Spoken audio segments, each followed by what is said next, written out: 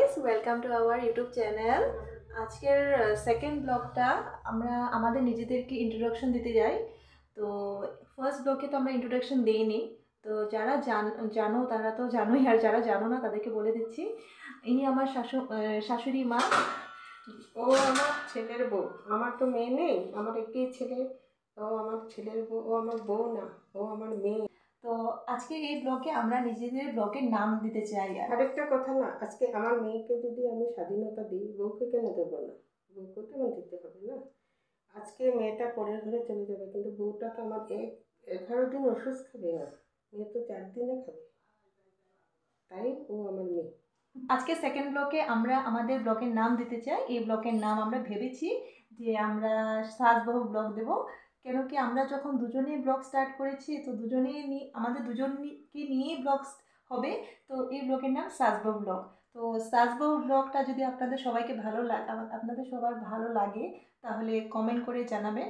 আর যদি ভালো না লাগে তাহলেও কিছু করার নেই, তাহলেও ভালো করে লাইক শেয়ার করতে থাকবেন। তো এই ব্লকে আমরা কিচেন দিয়ে স্টার্ট করতে চাই। কেন কি কিচেনে বলে না, আমাদের যদি খাওয়া ভালো থাকে তাহলে আমাদের মনটা ফুর্তি থাকে। তো খাওয়া দিয়ে স্টার্ট। তো এই ব্লকের মধ্যে আমরা কি বানাবো তো এখনও ডিসাইড করতে পারিনি। তো ডিসাইড করিনি, তারপর জানাচ্ছি। আজকে আমি রাত্রের খাওয়ার জন্য বানাচ্ছি।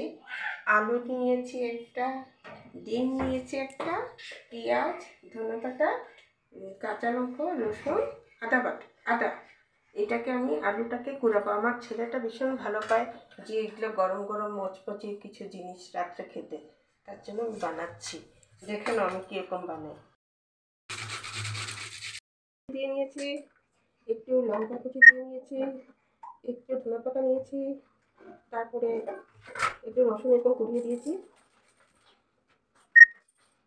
তারপরে তার মধ্যে একটা ডিম ভেঙে দিয়েছি। তারপরে একটু স্বাদ মতো নুন দিয়েছি। তারপরে একটু লঙ্কার গুঁড়ো দিয়েছি, একটু হলুদ গুঁড়ো দিয়েছি,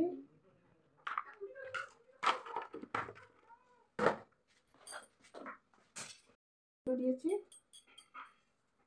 চালের গুঁড়োটা দিয়েছি, মচমচে হবে তার জন্য দিয়েছি। দিয়ে এটা মেখে নিলাম। এটার জন্য আমি কি করেছি, একটা পাঁপড় নিয়েছি, অল্প পাঁপড়টাকে স্লাইড জল দিয়ে ধুয়ে নিয়েছি। তারপরে পাঁপড়টাকে এরকম রাখবো, রেখে এই যে আমি সব উপকরণগুলো যে মিক্স করলাম, এই মিক্সটা কী করবো, এটার মধ্যে এরকম করে দিয়ে দেবো। এই যে এরকম দিয়ে দেবো, এরকম করে দিয়ে তারপরে কী করবো, এটাকে এরকম পাটি সাপটার মতো এটা করে নেবো। এই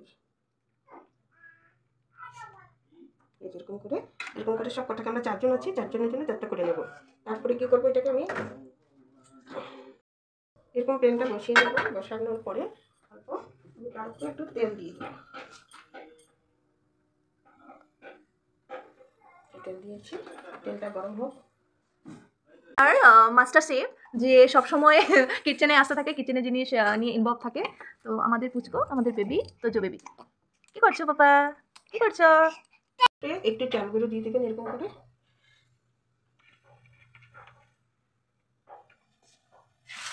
এরকম দিয়ে দেবেন।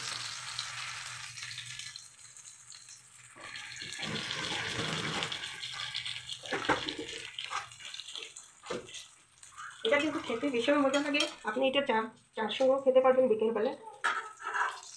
বিকেলবেলা সবাই সানডেতে সবাই ঘরে থাকে, তখন বলবে যে কিছু বানাতে, আপনি এরকম করে বানিয়ে ইভিনিং স্ন্যাক দিতে পারবেন। চায়ের সাথে ভীষণ ভালো লাগে, গরম ভাতের সাথেও ভালো লাগে।